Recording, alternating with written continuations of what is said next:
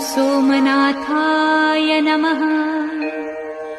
ॐ मल्लिकार्जुनाय नमः। ॐ महाकालेश्वराय नमः।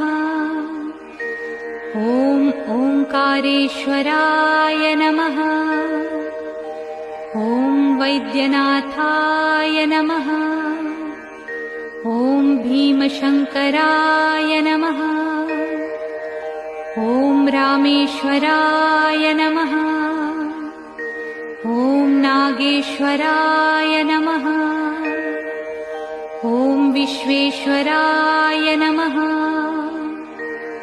ॐ त्र्यंबकेश्वराय नमः। ॐ केदारेश्वराय नमः। ॐ भुस्मेश्वराय नमः।